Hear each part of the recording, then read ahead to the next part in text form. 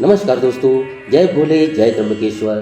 दोस्तों आज हम त्र्यंबकेश्वर की संपूर्ण जानकारी प्राप्त करेंगे।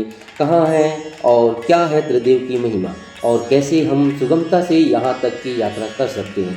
तो आइए चलते हैं त्र्यंबकेश्वर ज्योतिर्लिंग। तो यह स्थान महाराष्ट्र के नासिक जिले में त्र्यंबक गांव में स्थित है। यह स्थान ब्रह्मगिरी पर्वत के तलहटी में काले पत्थर से बना हुआ सौंदर्य से परिपूर्ण है।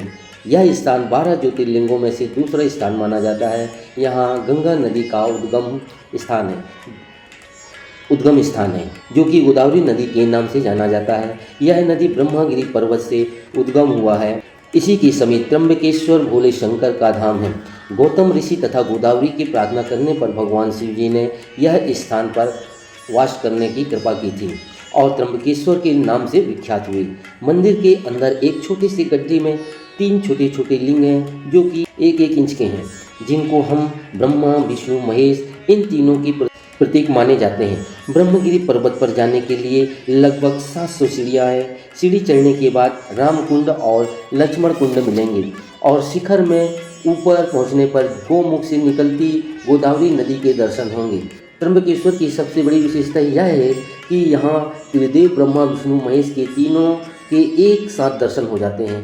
काले पत्थर से बना हुआ विशाल मंदिर शिव मंदिर आपको भाव विभोर कर देगा। यहाँ पर काल सर्प, नारायण नागवल्ली और त्रिपुंडी विधि की पूजा कराई जाती है। इस मंदिर के पंचकोशी में यह पूजा विधि कराई जाती है। काल सर्प दोष निवारण यह इकलौता मंदिर है। आप नासिक होकर त्र्यंबकेश्वर जा सकते हैं। जाते समय आप देखेंगे कि आसपास के पहाड़ों से घिरा हुआ है, जो कि बहुत ही सुखद और मनोरम दृश्य है। त्र्यंबकेश्वर जाने के लिए नासिक से बसें और प्राइवेट कारें चलती रहती हैं। यह हर समय आपको उपलब्ध हो जाएंगी। त्र्यंबकेश्वर चारों तरफ पहाड़ों से घिरा हुआ है। मंदिर बस स्टैंड से लगभग 10 मिनट की दूरी पर है। स्टैंड से ऑटो की कोई आवश्यकता नहीं पड़ती। मुख्य द्वार से होते हुए हम पहले नंदी महाराज के दर्शन करते हैं, फिर हम बड़े से हॉल में प्रवेश कर जाएंगे जिसकी छत मंदिर के गुंबद के आकार में है। यह मंदिर भक्तों की सकारात्मक ऊर्जा से भरी रहती है, जिससे हमारा मन सुखद अनुभव करता है और प्रसन्नचित्त रहता है। यहाँ दर्शन हेतु 2 लाइन लगी रहती हैं, एक वीआईपी और एक जनरल। वीआईपी से जाने के लिए आपको गेट पास 200 रुपये लग जाएगा और आसानी से दर्शन भी हो सकेंगे। द्वार के सामने जो पालकी रखी रहती है, हर सोमवार को भगवान शिव की पालकी निकाली जाती है। मंदिर के बाहर रोड के दोनों किनारों पर होटल और फूल प्रसाद की दुकानें हैं व कुछ आकर्षक चीज़ों की भी दुकानें हैं। यहाँ किसी भी प्रकार की लूटपाट नहीं होती। मंदिर की भव्य इमारत हिंदू आर्य शैली का उत्कृष्ट नमूना है। यहाँ के खंभों में मनुष्यों, देवी देवताओं और जानवरों के डिजाइन से नकाशा गया है। इस मंदिर की वास्तुकला बहुत ही जटिल और सुंदर है। यहाँ त्रिदेव के छोटे आकार होने की वजह से इन्हें ऊपर लगे दर्पण में हम दर्शन करते हैं।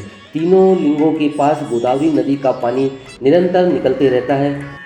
यह मंदिर का जीर्णोद्धार 5517 में हुआ था और यह 31 साल के लंबे समय के बाद 1786 में बनकर पूरा हुआ था। इस भव्य मंदिर के निर्माण में लगभग 16 लाख रुपए खर्च हुए थे, जो कि उस समय बहुत बड़ी रकम मानी जाती थी। इस मंदिर का निर्माण नाना साहेब पेशवा ने कराया था। तीनों लिंगों के ऊपर मुकुट रखा जाता है। कहा जाता है यह मुखौटा पांडवों के जमाने से है, जिसमें हीरा, पन्ना, सोना, चांदी और नाना प्रकार के रत्नों से जड़ा हुआ है, जो कि सोमवार को 4 बजे से 5 बजे तक इसके दर्शन होते हैं। मंदिर से केवल 5 मिनट की दूरी पर है कुशाव्रत तीर्थ नामक एक तालाब। यहाँ से गंगा नदी बहती है, जिसका गंगा गोदावरी नाम है। मंदिर के पीछे एक तालाब है जिसमें बहुत सारी मछलियाँ हैं। भक्तगण मछलियों को दाना खिलाने के लिए यहाँ आते हैं। त्र्यंबकेश्वर की सबसे बड़ी प्रसिद्धि यह है कि यहाँ महामृत्युंजय पूजा, जिसे आप करवा सकते हैं। कैसी लगी आपको जानकारी, आप हमें बताएं। लाइक करें, कमेंट करें, शेयर करें और सब्सक्राइब करना तो बिल्कुल भी ना भूलें। आपका अपना दुर्गेश पटेल ऐसी ही अनेक जानकारियों के साथ ही देवी देवताओं के दर्शन कराते रहेंगे। फिर मिलेंगे। जय त्र्यंबकेश्वर, जय जगन्नाथ, जय माता दी।